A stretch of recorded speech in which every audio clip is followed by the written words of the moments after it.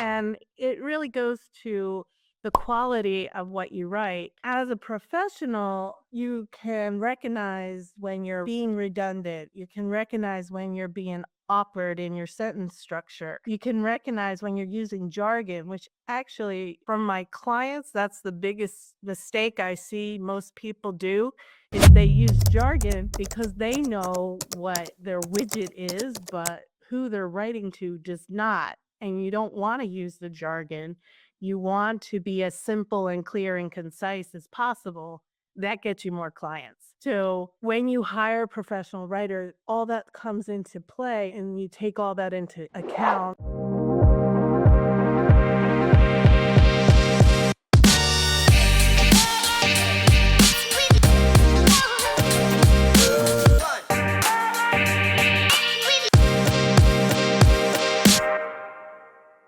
Hey guys, welcome back to More Clients, Less Effort. I'm your host, Tim Hyde, and my guest today for the last 30 years has owned Last Research and Editing.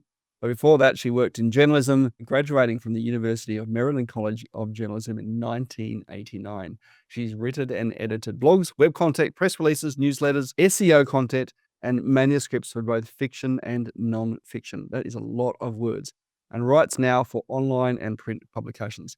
Her work has appeared in numerous publications around the world as well, and written numerous manuscripts, unedited them, worked for small publishers in Baltimore, written 4 novels of her own, including a children's book in this case, co-authored a book on addiction, ghostwritten 2 cookbooks, wrote a song at the age of 8, and published her first poem and got paid for it at the age of 12. Louise now lives in St. Petersburg in Florida with her husband Patrick and her 2 cats. Louise, welcome to the show. Hi, Tim. Thank you for inviting me. I'm happy to be here. Well, it's good to see it. Now, that is a lot of words. I want to get off the top of your head. How many words do you think you've either edited or written over the course of your career? Probably more than 100,000. Yes, it's probably getting close to 1 million over 30. Yeah, there probably is on the higher end and probably close to 1 million. I would give that. Most books that I edit are around 25,000 to 50,000 words. So right there is a good indication. That's a lot of books to read, a lot of books to write, a lot of books to go through. Tell me, Yeah. where does your passion for the written word come from, do you think?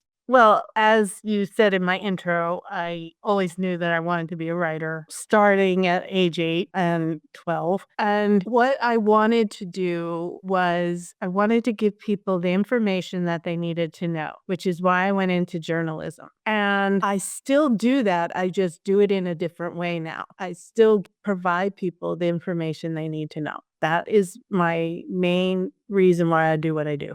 Now, I want to go back because I know you've oscillated in and out of your business. You're now full-time in Last Word Research and Editing, but you've oscillated in and out of your business, having worked for the University of Maryland as an assistant editor and a freelancer, and as technology has evolved, gone back and forth. I'm really curious to know, what was the catalyst for you to say, I'm going to take away my safety net of working for somebody else and jump into full-time employment for yourself? Talk me through that thinking. So I started my career working full time for a publishing company. There were several of them. And then I was freelancing on the side. And I started freelancing because I was unemployed at the time. And in 1992, I went to University of Maryland job board, and there was a position for assistant editor, but she couldn't hire me full time. So she hired me as a freelancer. I switched to part-time working for a corporation and full-time with my Last Research and Editing because we moved from Maryland to Arizona. So that would be like moving from Sydney across the country of Australia. I'm not really sure on the west part, but Let's go Perth. Creatively named Western Australia. 3,000, it was about 2,700 miles that we were moving. So I needed a career that I could still earn income while we were traveling across the country. So that was the first catalyst. The second was the schools, because I was constantly being called about my 2 sons, who one didn't like school, so he fell asleep a lot.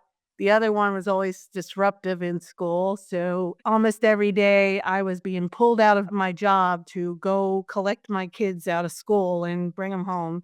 So I had to be available and I needed something that was flexible for when the schools call.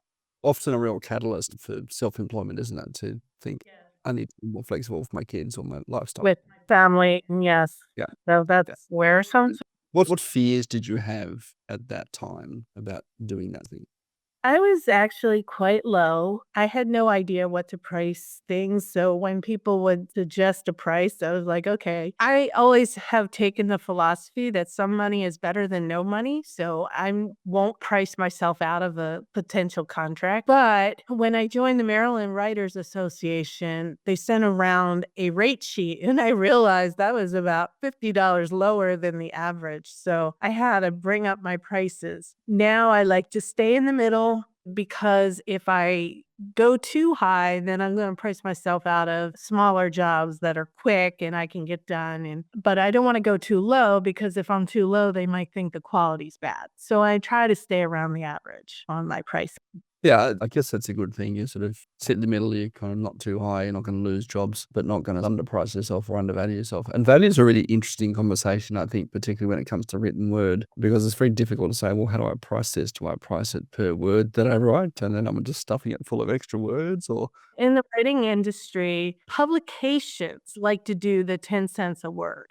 But what I found when I started reaching out to writing for businesses was they didn't really understand that. They wanted either a flat rate or an hourly rate because that's how they paid all their other employees. So early in my career, I dropped the 10 cents a word and went to a flat hourly rate because that's what I found what my target market understood, so well, I think that's we've got to sometimes price ourselves the way our customer wants to buy as well, don't we? Or re-educate them in the process. Talk to me about this.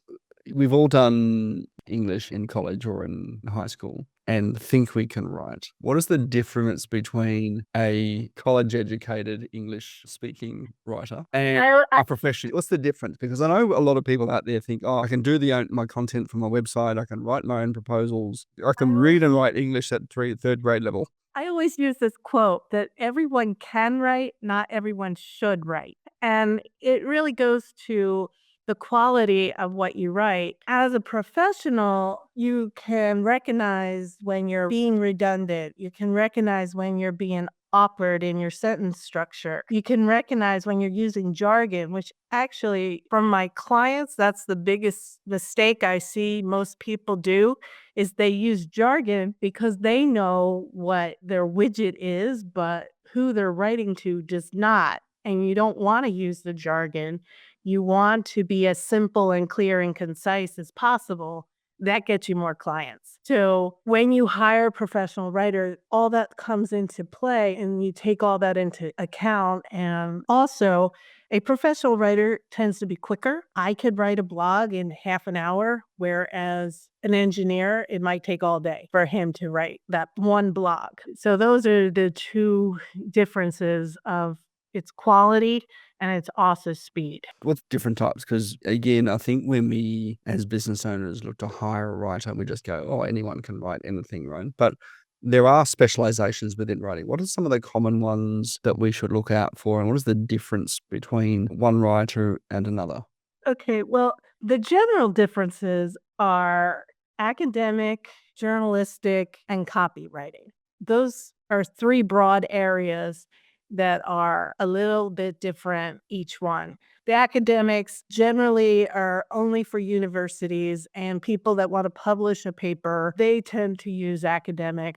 Schools will use academic, like in your ninth grade English class, you have to use academic. Other than that, nobody else uses academic. Now, the journalistic writing, which is what I do, is you're basically interviewing and you're writing content based on that interview or press releases that you learn how to attract the editor of the newspaper and you write that in a press release form. I also do copywriting, but it isn't my forte. I can do it.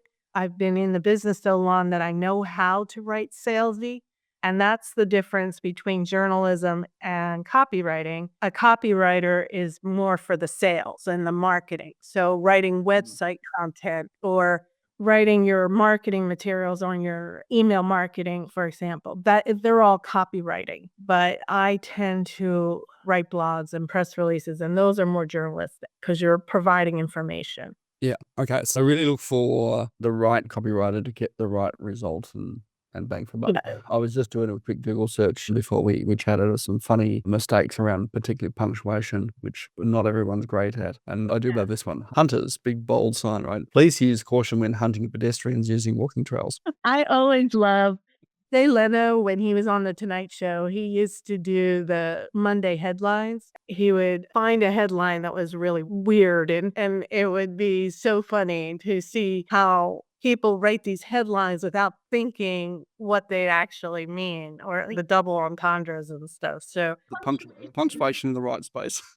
right, exactly. Having a comma when you don't need a comma, that can also cause a problem. But that actually is one of my strengths is punctuation because when I was in grade school, and a lot of schools don't do this anymore, they made us diagram sentences. So we knew what part was in the sentence and where it fit and where how you punctuated it, and it was emphasized over and over and over again. But that's I know when my kids went to school, they didn't do things like that. So that is something where you really learn the punctuation if you can figure out where it goes in a sentence. It also helps you not be so awkward when you're writing too, because you can see the non sequiturs in the sentence, which is what I often see it when I'm editing other people's things. So Yeah. Well, I think again, those kinds of things, if we get them right, allow us to communicate far more effectively through the written word, but also actually make sure that we actually get the right meaning across as well. yes, and that's actually hard when you're in different countries too, because what makes sense to an American might not make sense to an Australian or might not make sense to somebody in Great Britain. Just because we speak English doesn't mean we all are speaking the same English. That's right. Let's not get started on the subtle differences in American English versus Australian or British English in terms of spelling and punctuation and all those sorts of things, or the emphasis on the right syllable in terms of aluminium and aluminum, which is the same thing. I will say though that some of my clients are in Canada, so I have had to deal with the British spelling of books. But usually when they're hiring me, they want the American version of it because they're trying to sell in America. So it still ends up being American English. But I don't do too much with Australian clients or Great Britain clients, so you're safe. It is a really important thing to think about if when we're creating content, be it a website, be it a book, be it a flyer, whatever, who is the content for and what is the market that we're trying to put this in front of? And sometimes do we need to change that for a different market? I was actually just listening to a book the other day, an audio book that got recommended to me. And the author's note it was obviously written some time ago. It was the sales manifesto or something like that, win clients manifesto.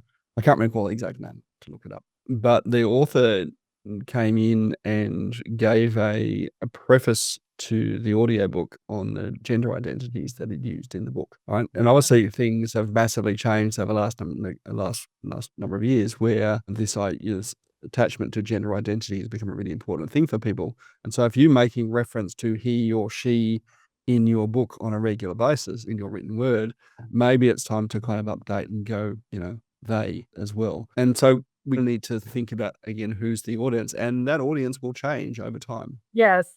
And to be honest, whenever I talk to a business owner and I ask them who their target market is, about 50% of the time, the business owner does not know who his target market and author It's a good almost place. never know. If you've got to your author and don't know the answer to that question, you need to step back a few Yeah. steps. I want to talk about your systems. Now, in your business, you are using an Excel spreadsheet to keep track of your contacts and your relationships with a client. Talk to me how you do that. I think there's, as much as we sell CRM systems in my company with more clients, I think sometimes we don't necessarily need to go to that level of complexity as well. Talk to me about how you use your spreadsheet. That's really the reason. I do know how to use a CRM. It's just that there's so many features in a CRM that it bogs down and I get very confused with all the features. And I just find that for me, it's simpler to just put their name in one column, when I called them in another column, and what the notes were from that phone call or email. So that is why I pretty much old school. I also, when I'm editing, I'm old school. I'll print out the book and I'll read it in a hard copy form before I put it back in the computer because you catch more as an editor, but I'm just like things more simple and that don't take up a lot of my time. So that's why I don't use it.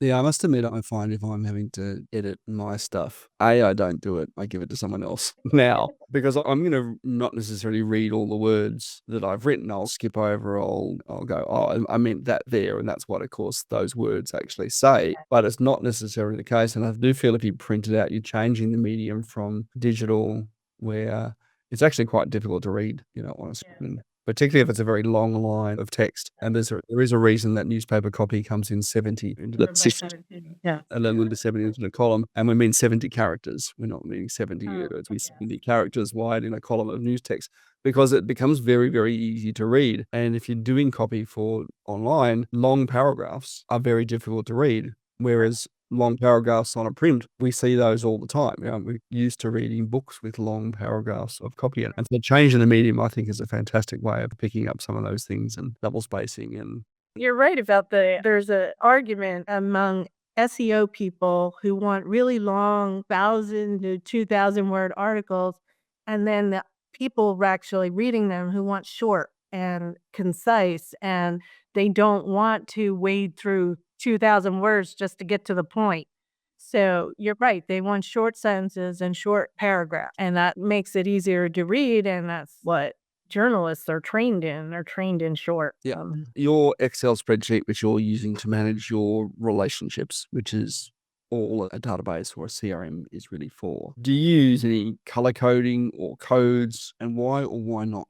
I do use some color coding just to find out the most recent versus ones that are maybe a month ago that I want to follow up with. And also to keep some more higher priority ones to be more distinctive that I have a better shot with because I had a really good conversation and now I'm following up. So those are the reasons that I would use the coding. Okay. How often do you have said spreadsheet open? At least once a week. I learned also early in my career that if you're not following up on a regular basis, you're not getting clients. So I do try to at least once a week save that one day just for sales and just for marketing my business rather than doing any of my clients. I do that one day for me. I learned that if I don't set aside one day for me, then I'm not doing the work to get the clients. So, and I think most people don't do that. They spend all their time on their clients, but they don't spend time marketing their own business. So, Yeah, I think that discipline, both in recording information now, and I often say to people, I don't care if it's in a CRM, if it's an Excel spreadsheet, just get into the practice of recording your customer conversations and get into the rigor. There's a strength in the organization of data in some capacity to go, I spoke to this person, this is the thing, this is what I'm going to do, and this is the next action when I'm going to talk. Do that religiously. yes. And then also, it's a visual aid too, because when you pull up the file, whether it's CRM or a database or your Excel sheet, you see, oh, I talked to this person 2 weeks ago. Maybe it's time that I give them a nudge, or this person wasn't interested and I'm not going to bother this person again until maybe next year. So it becomes a visual and that does help a lot of people when you're looking. Absolutely. Louise, we usually finish the show with a quickfire round. Now, we're going to throw a bunch of questions at you. There is a $10 prize attached to each correct answer. And of course, if you get them all correct, you're going to draw for the jackpot and in the running for tickets to, I don't know, Taylor Swift or something. But I want to know if you could go back to your 18-year-old self and give yourself one piece of advice. What would that be? I would tell myself not to get worried about stuff and just be happy in what you do, because I was struggling a lot in college.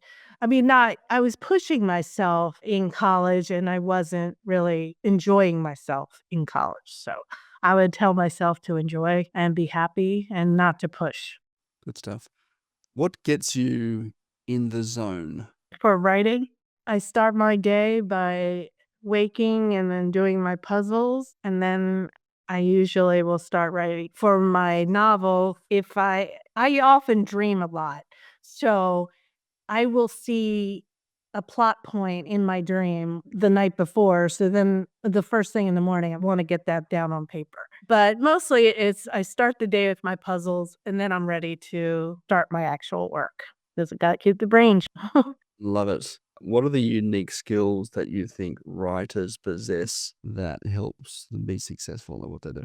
Well, they can fix awkwardness and they know how to communicate. And communication is in whatever business you're in, you need to be able to communicate. So writers, I think, have the skills to be able to communicate well. I think they're also a little quirky and they don't let life get them down so much and they don't get too worried about things. So if they can just have fun with it, at least me. Who's been your most important professional mentor, and what's a lasting lesson that you've learned and that you apply every day? Okay, so in college, I had this professor, Professor Stepp. He was my favorite person that helped me get acclimated in my career. He was the one that really taught me how to be a good journalist. In my professional career, there's a few business consultants that I hang around a lot, and they have influenced me as mentors. I would say, though, that the person I rely on the most is my husband because he has always supported my career. Even when it wasn't generating enough money, he would still support me. He always supported my writing my books. And I probably would not be as far along in my life without him if I didn't have his support. So, and he managed to cover other bills, and I didn't have to worry about things like mortgage and how insurance and stuff like that when the bills were piling up. So I have to give him the most credit Yeah, for my. awesome. This is a bit of a trick question, but what's an underrated tool that's become indispensable for your job? Okay, isn't underwriters insurance? Underrated. Oh, underrated. Oh, okay, underrated. You better get. Okay. My favorite tool actually is InDesign. I actually started with PageMaker and then it turned into InDesign, but I pretty much use InDesign on anything. For all the books I do use InDesign. I use it for invoices, I use it for newsletters when a client needs a newsletter. So that's my favorite software and I absolutely do not like Word, even though I use it all the time. I just think it's very complicated. I mean, it has features that are complicated, and then you have problems. And then for email marketing, I tend to use Brevo because you can save a lot of contacts in Brevo, but you don't have to. But the other ones, you can't save that many. It has a limit. So I like Brevo for that. So those are probably the three that I use the most, is those three software. Awesome. The obvious one that has come up over the last 2 years is a conversation around AI. And so you knew this was coming, didn't you? How has AI changed the industry, and what should people be aware of when they're using AI to create stuff? Okay, different question. But okay, so AI, there's two things that are happening with AI. People, it's like we said in the beginning of the conversation, where people say, I can do it myself. Now it's, I can do it myself because I have AI. And so that's one thing that's happening that people are relying on artificial intelligence to do their writing, and it's sounding like a computer is doing their writing. They're not reading it, they're not editing their own work, they're just sending it out there, and it's very poor quality. But there are actually a couple cautions that people need to take. The first is legal, because the copyright issues have not been resolved, and New York Times is one of the companies that are suing people over violation of their copyright. Because what happens is AI, it will draw from whatever's on the internet. So if there's an article in New York Times that answers the question, then it'll just write it, and then someone will send it out without editing it or verifying it, and then they're getting sued by a company like New York Times. So that's the very first caution. The second caution is what I was talking about a minute ago, which is the sound, that you really have to read it, make sure you put that human element in it, because otherwise it'll sound stale, it'll sound like a computer, it won't have any emotion.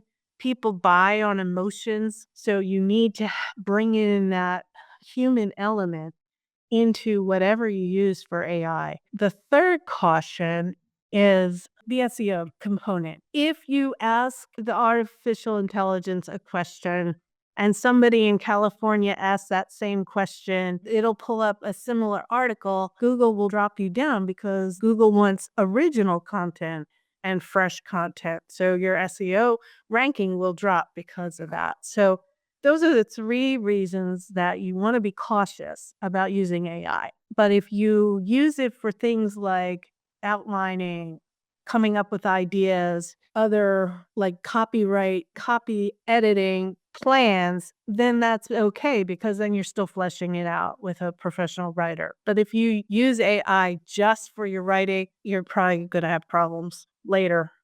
You may not a month or two, but Yeah, you'll get an outcome, as in it will create words for you, but those words may not be as effective as you would otherwise hope them to be. Last question to take us out, Louise. What's your favorite color, and what does that say about you? I like bright yellow and light blue.